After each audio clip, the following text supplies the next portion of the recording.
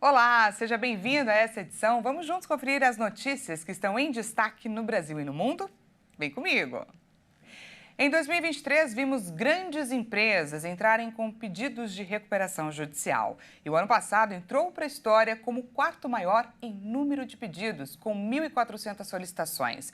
Os dados são da Serasa Experian. O número de pedidos de recuperação judicial teve alta, de 70% em 2023 em relação a 2022. Desde o início da série histórica, iniciado em 2005, foi o quarto maior índice de pedidos registrados pela Serasa Experian. Ao longo do ano passado, 1.405 empresas recorreram à medida, 135 grandes companhias e 939 micro e pequenas empresas. Mais de 4.000 empresas terminaram 2023 em processo de reestruturação, conforme o monitor de recuperação judicial desenvolvido pela consultoria RGF e Associados. Pelos dados, os maiores índices de pedidos vêm de setores como o cultivo de cana-de-açúcar, construção de rodovias e ferrovias e laticínios. Somente em outubro, 6.600.000 empresas estavam no vermelho, com dívidas de quase 126 bilhões de reais. Especialistas dizem que muitos bancos renegociaram prazos e repactuaram dívidas, mas não foi resolvido o problema fundamental do alto endividamento. As lojas americanas estão entre as maiores recuperações do ano passado, com dívida de 42 bilhões e meio de reais. Cientistas da Universidade Federal de Minas Gerais desenvolveram uma vacina contra a dependência em cocaína. O imunizante ainda está em fase de teste, mas já apresentou bons resultados. Seu principal efeito é bloquear aquela sensação de euforia causada pela droga no cérebro.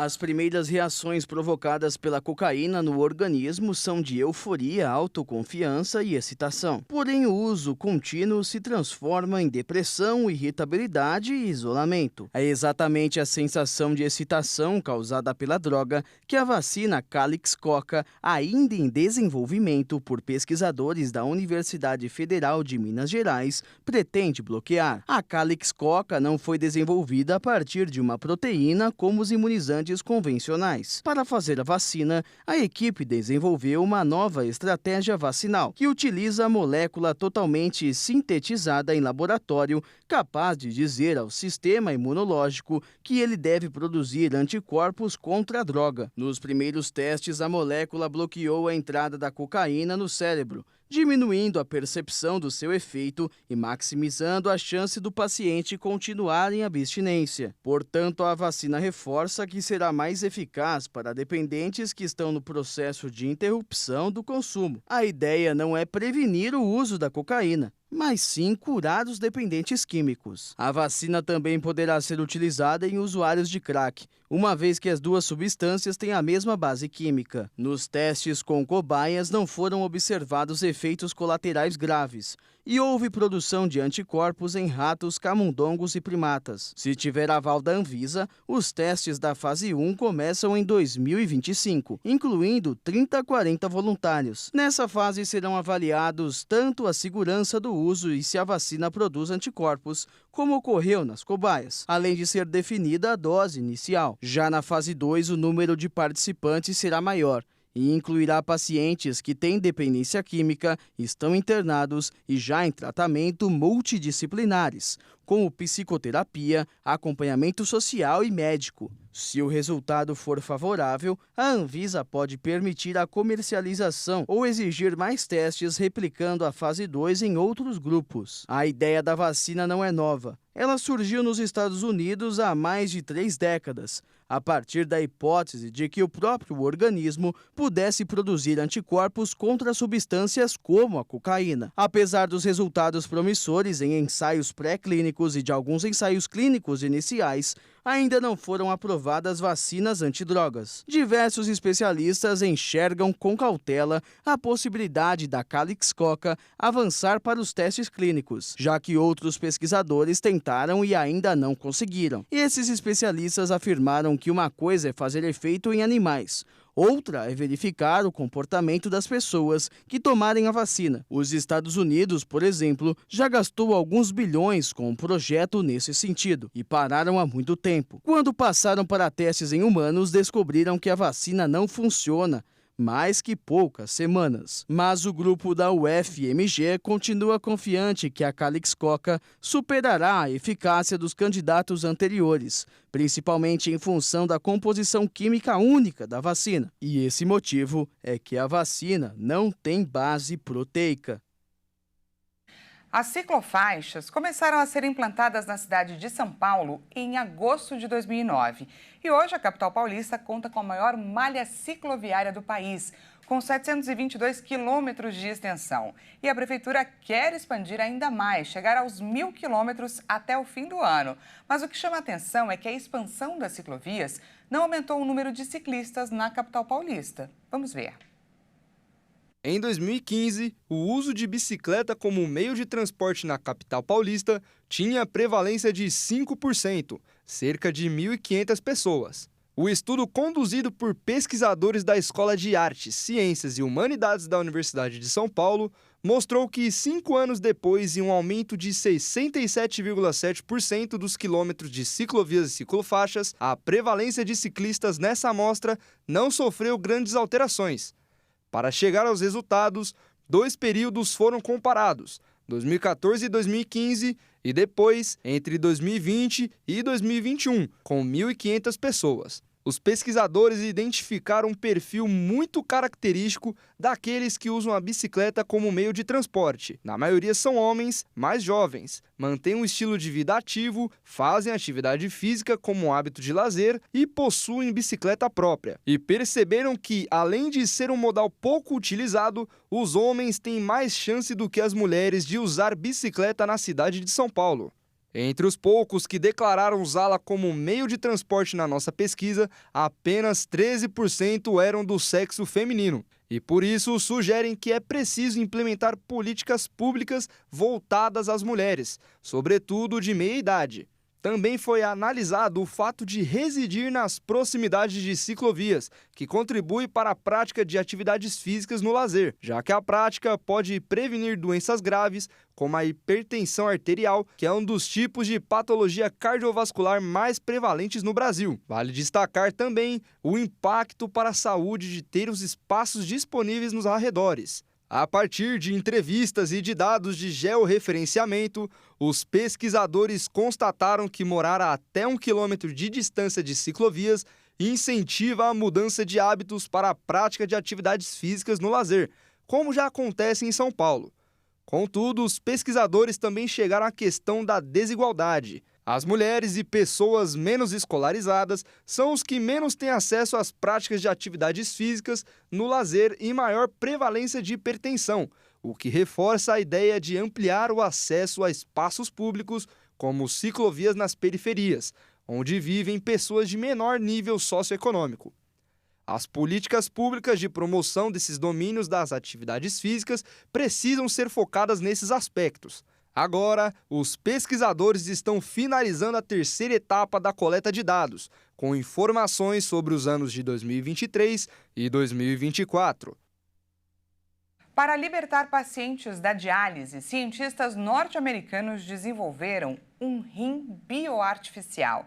Depois do teste em animais, o dispositivo agora será testado em humanos. Vamos ver. Mais de 37 mil pacientes aguardam por um transplante de rim no Brasil.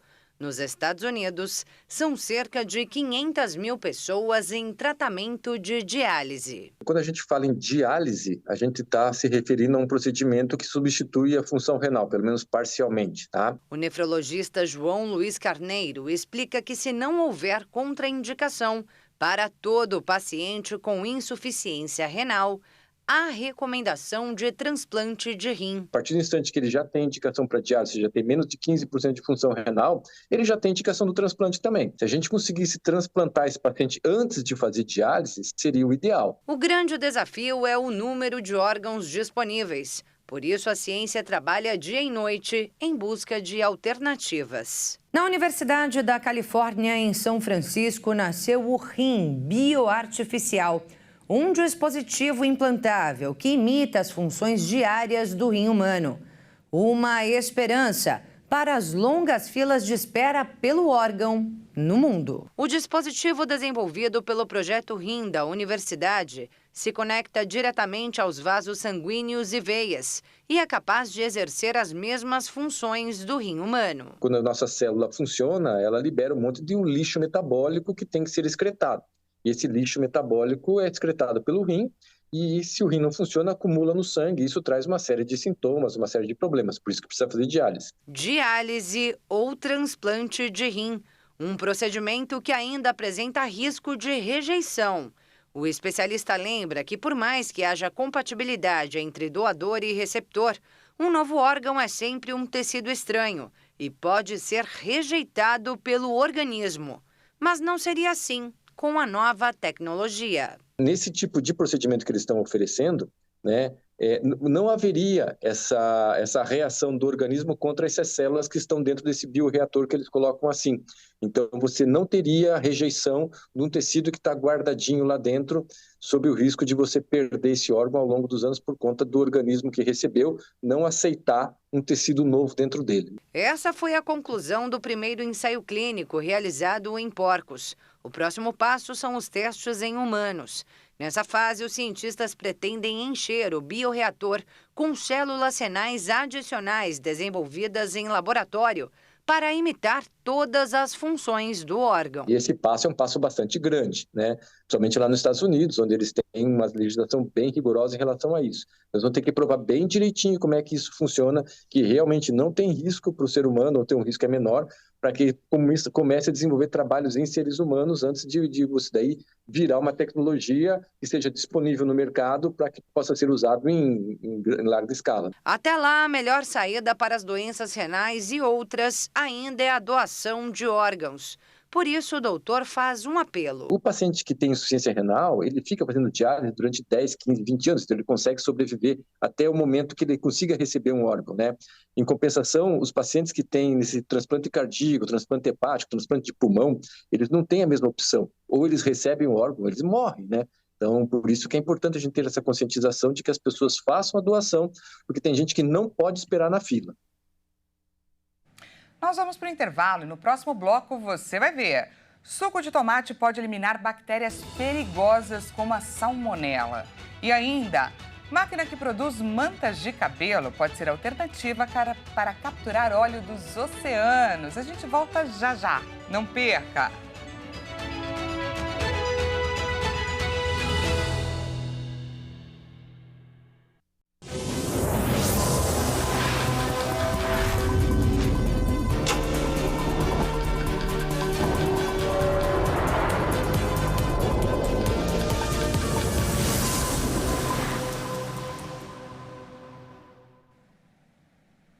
Seja bem-vindo mais uma vez, nós estamos de volta com mais notícias para você. Um grupo de trabalho do governo federal foca os esforços para tentar diminuir os preços das passagens aéreas. A intenção é incentivar o turismo nacional. O ministro de Minas e Energia, Alexandre Silveira, anunciou a criação de um grupo de trabalho no Conselho Nacional de Política Energética. O objetivo é diminuir as tarifas das passagens aéreas no Brasil. A declaração aconteceu após um encontro com o ministro de Portos e Aeroportos, Silvio Costa Filho. O grupo de trabalho deve apoiar os estudos já conduzidos pelo governo para promover a democratização do acesso aos voos. A ideia é facilitar para que a classe média e pessoas menos favorecidas também possam viajar de avião. Na segunda quinzena de fevereiro, o Ministério de Portos e Aeroportos pretende lançar o programa Voa Brasil, que vai possibilitar a venda de passagens aéreas a R$ 200. O programa tem como objetivo incentivar o turismo nacional e o desenvolvimento regional, promovendo inclusão social. Na primeira fase do programa, serão contemplados aposentados que recebem até 2 salários mínimos e alunos do ProUni, que não tenham viajado nos últimos 12 meses. Cada beneficiado vai poder comprar até 2 viagens por ano, o que corresponde a 4 trechos de 200, com direito a um acompanhante em cada trecho. A expectativa do Ministério de Portos e Aeroportos é beneficiar cerca de 5 milhões de CPFs. Olha só que interessante, um estudo revelou que o suco de tomate pode ter mais vantagens para a saúde que meramente contribuir para a alimentação e a nutrição do corpo. Cientistas da Universidade de Cornell, nos Estados Unidos, identificaram no fruto compostos com capacidade de eliminar bactérias perigosas como a salmonela. A equipe de pesquisadores direcionou a pesquisa para a salmonela, uma bactéria capaz de proliferar no intestino e causar intoxicação alimentar. Mais especificamente para a salmonela entérica do sorotipo TIF, que causa a febre tifoide quando cai na corrente sanguínea. A febre tifoide é uma questão grave de saúde pública em países com pouco acesso à água limpa e ao tratamento de esgoto. A transmissão de pessoa para pessoa acontece com a contaminação de comida e água. Os casos são mais severos e perigosos em crianças pequenas. Há inclusive surtos de febre tifoide resistente a medicamentos, como ocorreu em 2016 no Paquistão. A intenção dos pesquisadores é identificar alimentos que possam ter propriedades antibacterianas. O trabalho expôs culturas da bactéria ao suco de polpa fresca de tomate. Elas foram exterminadas em 24 horas. E o motivo não foi a acidez do líquido. Os cientistas examinaram o genoma do fruto para encontrar genes que codificassem peptídeos potencialmente antimicrobianos. Foram identificados 2 peptídeos a partir de 4 candidatos com esse poder antimicrobiano, que conseguiram inibir o crescimento da salmonela TIF, incluindo a cepa resistente à ciprofloxacina, o principal antibiótico usado no combate à febre tifoide. Os pesquisadores criaram modelos desses peptídeos e simularam suas interações com as membras celulares da bactéria. Esses aminoácidos foram capazes de rasgar as membranas da salmonela em 45 minutos. Em outra fase da pesquisa, os cientistas testaram esse poder com a salmonela entérica Typhimurium, que causa intoxicação alimentar não letal. O resultado também foi positivo. Para os pesquisadores, o trabalho enfatiza a importância de manter boa dieta, rica em frutas e vegetais, e preparar alimentos com métodos de higiene, já que é nesse momento que a contaminação por patógenos costuma acontecer. Uma organização não governamental trouxe dos Estados Unidos uma máquina que produz mantas feitas com cabelo humano, usadas para capturar o óleo dos oceanos.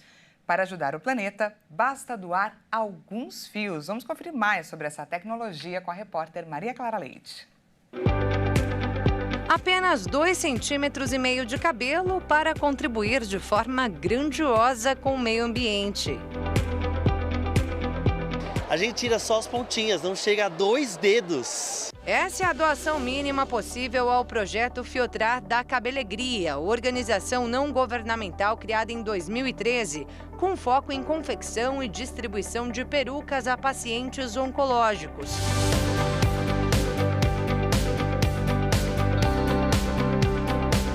Mas que anos mais tarde, criou também o projeto Fiotrar, para a fabricação de mantas capazes de limpar oceanos, feitas com as sobras dos cabelos doados à ONG. Por meio de uma parceria, o projeto, enfim, saiu do papel.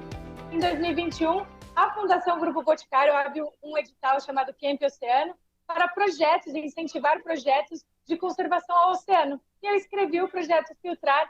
Então, a gente conseguiu importar a máquina dos Estados Unidos para cá e hoje a gente fabrica as mantas, além de estudar em laboratório o potencial do cabelo, não só na absorção dos óleos, mas na retenção de metais pesados da água também.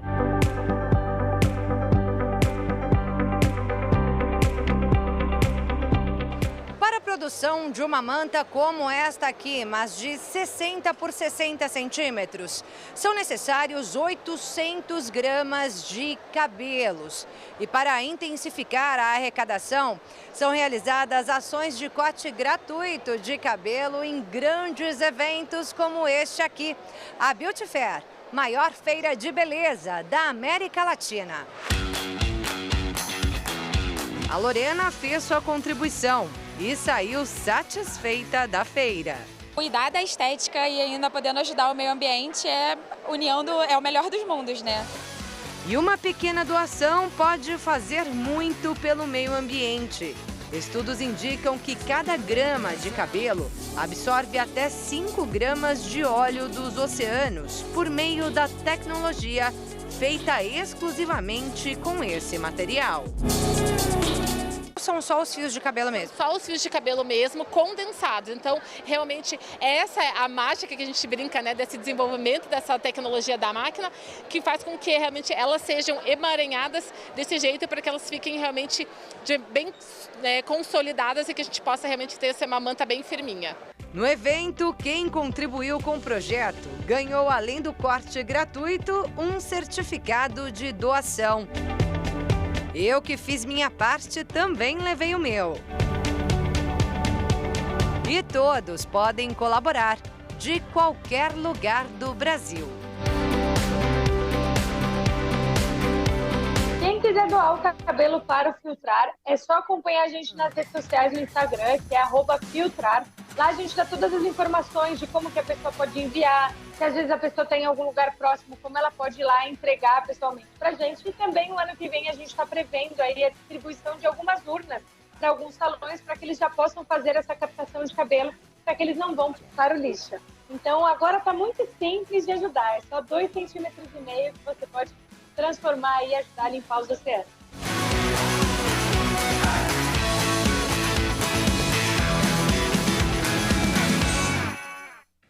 Essa edição fica por aqui diretamente de Praga, na República Tcheca. Nas imagens vemos uma arquitetura, gente, marcada por construções que remetem a épocas antigas, mais clássicas. Inclusive, por isso que a cidade também recebe apelidos como Cidade Velha. Com traços mais sombrios e enormes relógios antigos, parece que estamos entrando num cenário de filme, não parece? O lugar é rústico, eu diria, uma cidade aí que sobreviveu ao tempo. Essa edição fica por aqui. Muito obrigada pela companhia. Uma ótima tarde para você e até mais.